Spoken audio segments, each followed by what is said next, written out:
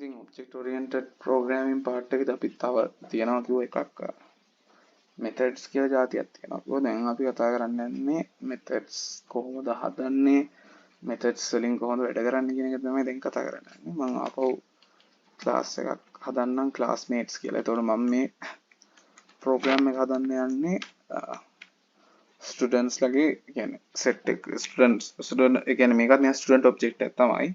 එනකොට එයා classmate කෙනෙක්. එයාගේ attributes විදිහට අපි ගමු එයාට නමක් තියෙනවා. නමක් නම් ඕනෙත් නෑ. අපි එයාගේ subjects තුනක් ගමුකෝ. science maths english කියන subject තුනට එයාගේ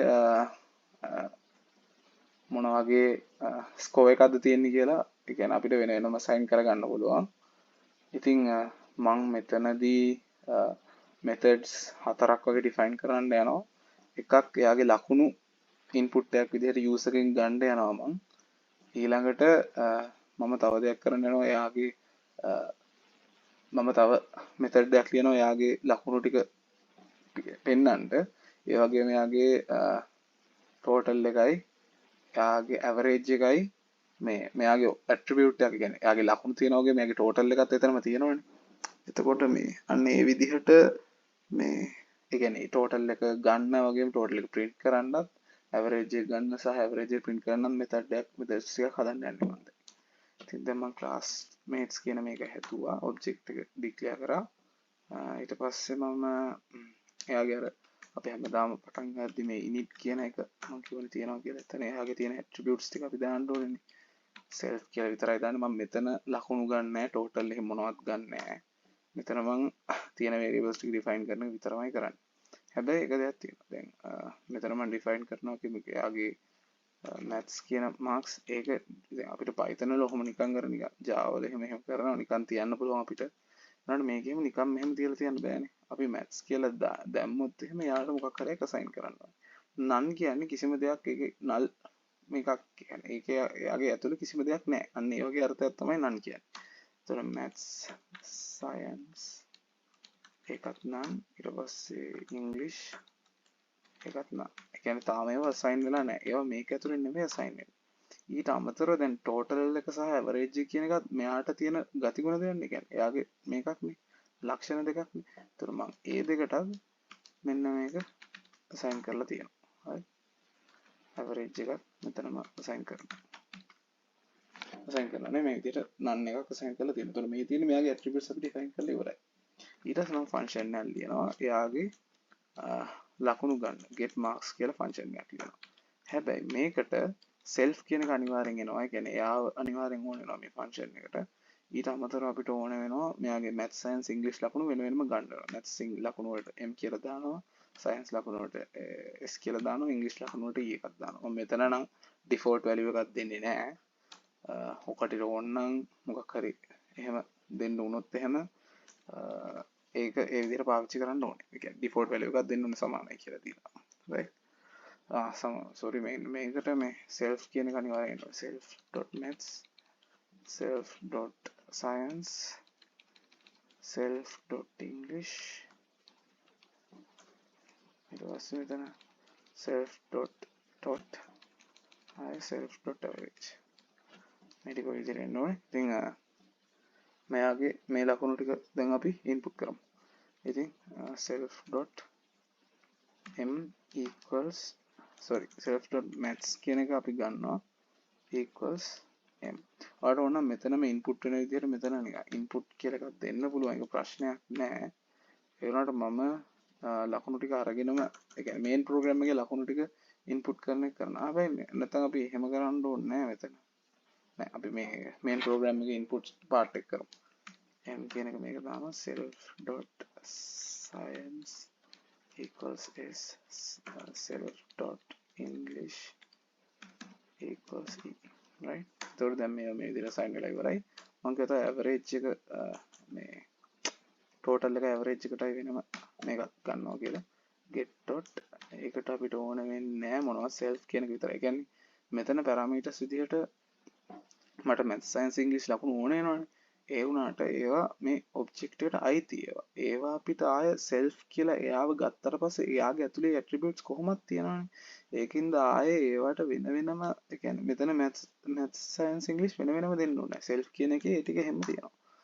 dot සමානයි dot equals self dot maths plus self dot science plus self dot english, right? එච්චරයි. සරල. හරි. ඔන්න ඔය තමයි සිද්ධිය. ඕනම් මෙතනම් print වෙන්න දෙන්නත් පුළුවන්. එහෙම දෙන්නේ නැහැ. ඒ කියන්නේ ඊට පස්සේ එක දෙයක් තියෙනවා මේකේ දැන්. දැන් මෙහෙම තව දෙයක් තියෙනවා දැන්. ඔයාලා මෙතන හිතන්නකෝ ඔයා මෙතන return එකක් දුන්නා කියලා.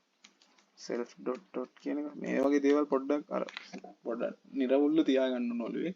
මෙහෙම වුණොත් මේ value එක return වෙනවා. ඒ වුණාට මට ඒක ඕනේ නැහැ. ඇයි දන්නවද? මේ dot කියන එක මේ self dot dot කියන එක එයාගේ attribute එකනේ. ඒක මෙතන තියෙනවා. දැන් none එකක් විදිහට තමයි තියෙන්නේ. ඒ වුණාට මේක මේ function එක මම call කරාම වෙන්නේ එයාගේ ලකුණු ටික අරගෙන එකතු කරලා එයා dot එක හදනවා. ඊට පස්සේ මේ none එක වෙනකොට ඒක එතනට assign වෙනවා. මේ value එක මෙතනට ගිහලා assign වෙනවා. ඒකින්ද ප්‍රශ්නයක් නැහැ. මට මේක return නොකරත් මට main program එකේ ඉඳලා ඒ කියන්නේ classmate ගේ නම දාලා dot එකක් දාලා dot කියන එකෙන් මට වෙනම යාගේ මේ dot එකට වෙනම access කරන්න පුළුවන්. right? මම average එක මෙතනම ගමු. avg dot average කියලා දෙන්න වෙන්නේ. එහෙම. dot and එක දාන්න බෑනේ. avg කියලා dot avg. හරි. ඒක සමානයි self dot දෙදීම තුන. ඉවරයි. හරි.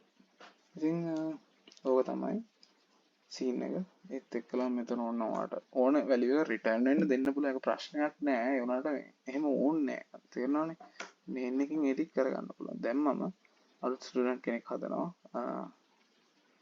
එයාගේ නම ජෝන් කියලාම දෙමු. නමෙන්ම assign කරන්න යන්නේ මම. හරි. නම ජෝන් classmates දැම්මට මේක open brackets මේක නිකන් empty brackets තියන්න පුළුවන්. මොකද එයාගේ කිසිම ඒ කියන්නේ self ට අමතරව වෙන parameter එකක් ඕනේ නැහැ init එකේ එහෙම එකක් නැති හින්දා. ඒ වුණාට get marks එක දෙද්දි දැන් john.get marks කියන එක දුන්නාම මම ඒ function එක call කරාම මට ඒක ඇතුලේ වෙන parameters ටිකක් ඕන වෙනවා. අන්න ඒ parameters තුන මට දෙන්න වෙනවා. 90ක් දාන්න maths වලට 67ක් දානවා. science වලට english වලට 84ක් දැම්ම කියන්නේ. ඊට පස්සේ මට ඒවට වෙන වෙනම access කරන්නත් පුළුවන්. ඒ කියන්නේ print කියලා එකක් දුන්නොත් maths science english marks කියලා එක තැන මම print කරනවා. කම්මැලි දිගට දාන්න. john.maths john.science john.english දැන් වැඩේ හරි ගිහලා තියෙනවා. අර පේනවනේ maths science english ලකුණු ටික ඒ විදිහට අර අපි කලින් කරපු part එක. දැන් අපි අලුතින් කරපු එක මේ methods call කරන එක තමයි කරන්නේ. දැන් අපි එක method එකක් call කරලා එයාගේ ලකුණු ටික ගත්තා ඇතුළට. හරි. ඊට පස්සේ අපි ඊළඟට කරන්න යන්නේ මෙයාගේ dot average එක calculate කරන එක කරන්න යන්නේ. ඒක මම කරනවා john ආපහු ඒ කියන්නේ හොඳට බලන්න method එකක් call කරද්දී අපි මේ object එකට නේ method එක පාවිච්චි කරන්නේ. ඒකෙන් තමයි මම john dot කියලා දුන්නේ. කියන්නේ එයාට තමයි මේ method එක පාවිච්චි වෙලා තියෙන්නේ. ඕක කට්ටියට දැන් මතක ඇති අපි අර list එකට methods ටිකක් කතා කරා නේද length කියලා. ඒ කියන්නේ ඒක අපි දැම්මේ list ඒ කියන්නේ list එකේ නම දාලා dot length කියලා දාලානේ අපි ඒක පාවිච්චි කරන්නේ. අන්න ඒ වගේම සිද්ධියක් තමයි මෙතනත් වෙන්නේ. කියන්නේ මේක මේ john මේ classmate කියන object එක method එක පාවිච්චි කරද්දී object එකට අදාළ එකක් විදිහට මේ වෙන විදිහට තමයි මේ dot operator එක පාවිච්චි කරන්නේ. ඊට පස්සේ john දැන් අපි මේ get dot කියන dot average calculate කරන එක කරමු. ඒක මේ විදිහට මේවා කරලා දැන් ඒකට කිසිම මේකක් ඕනේ නැහැ නේ. මම ඊළඟට print කරනවා. total is කියලා දීලා